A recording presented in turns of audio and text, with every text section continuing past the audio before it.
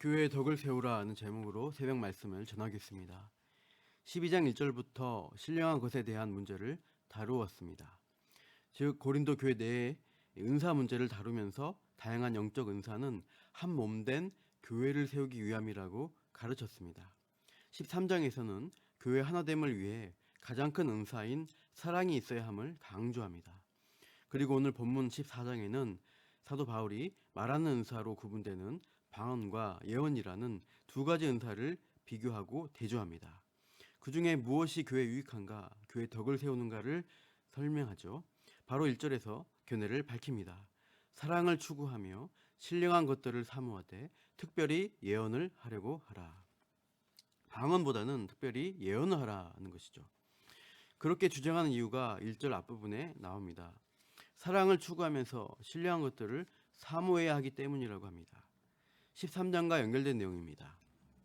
13장에서 최고의 은사는 바로 사랑이라고 가르쳤습니다. 사랑이 없으면 사람의 방언과 천사의 말도 소리나는 구리와 울리는 꽹과리에 불과하다. 즉 사랑이 없는 은사는 무익하다는 것이 13장의 결론입니다.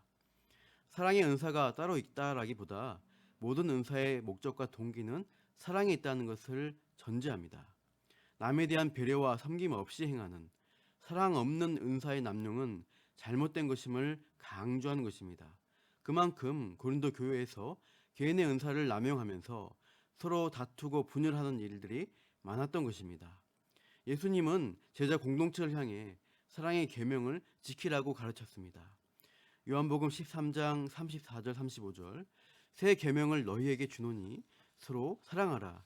내가 너희를 사랑한 것 같이 너희도 서로 사랑하라. 너희가 서로 사랑하면 이로써 모든 사람이 너희가 내 제자인 줄 알리라. 사실 사랑의 덕목은 모든 성도라면 누구나 추구해야 할 기독교의 최고 계명입니다. 제자들이 모인 공동체에서도 고린도 교회 공동체에도 우리 남문교회 공동체에도 주님이 요구하시는 최고의 덕목은 사랑입니다. 사랑으로서 서로 하나 된 그리스도의 몸을 나타내야 하는 것이죠. 그런데 고린도 교회에서 그것도 가장 중요한 예배 시간에 자기 은사만을 자랑하듯 내가 신령하고 특별한 사람임을 나타내려고 하는 그런 경쟁하는 모습으로 인해 하나 되어야 할 공동체가 분열되는 현상이 일어난 것입니다. 그러니 사도 바울이 정말 신령한 은사는 최고의 은사인 사랑이 전제되어야 한다고 거듭 강조하는 것입니다. 그래서 지체와 이웃을 사랑하기 위한 은사가 방언과 예언 중 뭐냐를 설명하죠.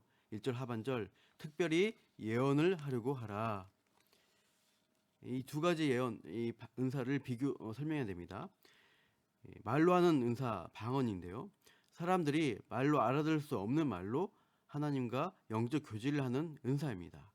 사도행전 2장에서 오순절 성령 때 각 나라의 언어로 했던 방언이 있습니다. 외국 말을 아는 사람은 알아들을 수가 있었죠. 그런데 고린도 교회에 나타난 방언은 영으로 기도하는 말로 해도 불가능한 언어로 보입니다. 사람들이 알아들을 수 없는 영적인 말이어서 믿지 않는 자의 표적으로 역할을 할 뿐이라고 뒤에 22절에서 밝힙니다.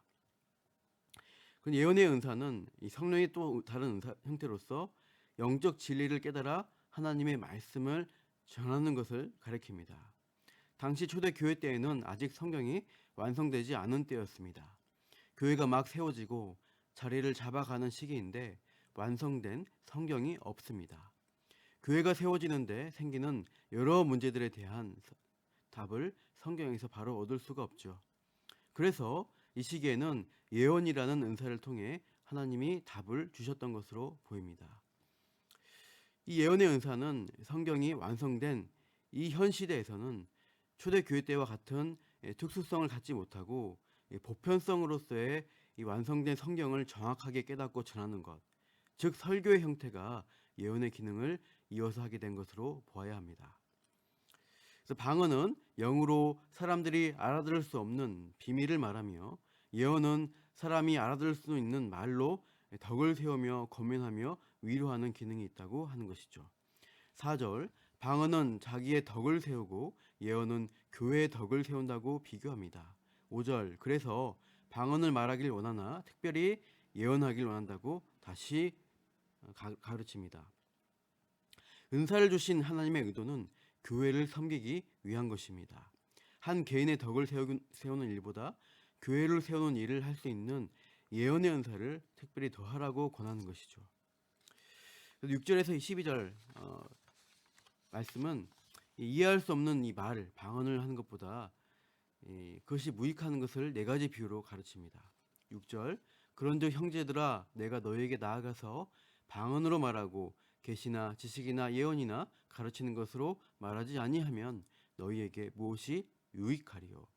설교자가 알아들을 수 없는 말로 설교하면 무슨 유익이 있겠냐는 겁니다. 나 바울이 가서 방언으로 말하고 계시나 지식이나 예언이나 가르치는 것들을 말하지 않으면 너희에게 아무 유익이 없다는 것입니다. 7절은 악기의 비유입니다. 관악기인 필이나 현악기인 거문고 소리를 낼 때 음의 분별이 없으면 무슨 악기의 소리인지 알 수 없다는 것이죠. 악기조차도 알아들 수 있도록 그 특징적인 음색이 있다는 겁니다. 8절 나팔소리 비유인데요. 군대에서 전쟁할 때 쓰는 군호로 나팔이 쓰이죠.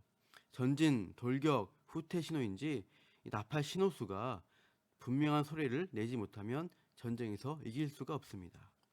9절 그리고 우리가 쓰는 언어로 또 비유합니다. 당시 헬라어를 이해할 수 없는 사람들을 야만인이라고 했습니다.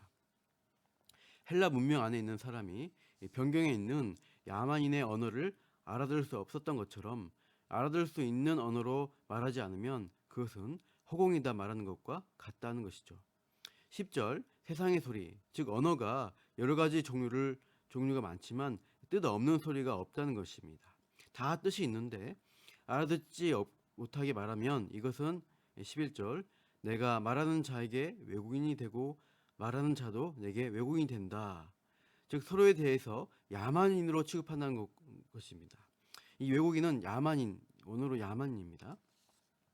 서로 못 알아듣게 말하면 야만인 취급하는 게 아니냐. 교회 안에서 알아들을 수 없는 방언으로 나 신령한 사람이요 자랑하듯 떠드는 행위는 서로를 문명인이 아닌 외국만 하는 야만인으로 취급하는 것과 같다고 책망합니다. 12절 그러므로 정말 너희가 영적인 것을 사모한다면 교회에 더욱 세우기를 위해서 그것이 풍성하기를 구하라. 즉 알아들을 수 있는 유익한 말을 많이 하라는 것입니다. 19절 말씀 다 같이 읽겠습니다.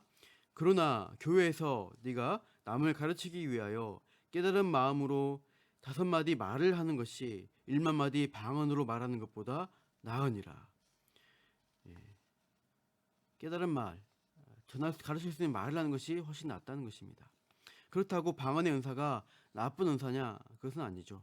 9절에서 방언은 2절에서 하나님께 말하는 것이라고 했습니다.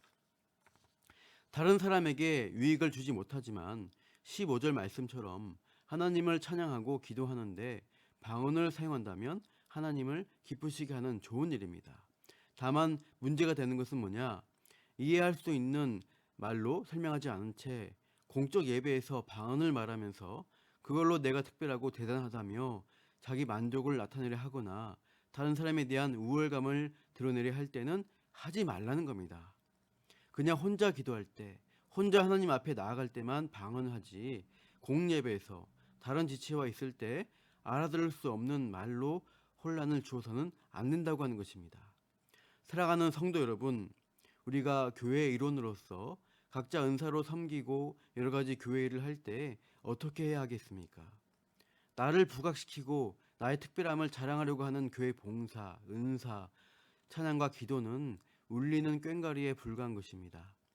교회 공동체로 부르신 이유는 다른 사람을 섬기고 세우기 위함입니다. 교회 지체와 이웃에게 덕이 되는 말을 하십시오. 그들에게 은혜와 유익이 되는 말과 섬김을 행하시기를 축복합니다. 그렇게 할 때 공동체가 사랑이 넘치고 더욱 하나가 되어갈 수 있습니다. 기도하겠습니다. 하나님 아버지, 우리는 한 몸 된 교회로 부르심을 받았습니다. 나를 앞세우고 인정받으려고 하는 죄성으로 교회에서 예배하고 봉사하지 않도록 깨우쳐 주옵소서. 서로에게 덕을 세우고 권면하며 위로하는 말과 섬김을 행하게 하옵소서. 사랑하는 마음으로 서로를 세워주는 일이 풍성하여 우리 남문교회 공동체가 더욱 든든히 세워지게 하옵소서. 하옵소서. 그렇게 우리를 통해 일하실 하나님을 기대하며 감사하며 이 모든 말씀 예수님의 이름으로 기도합니다. 아멘.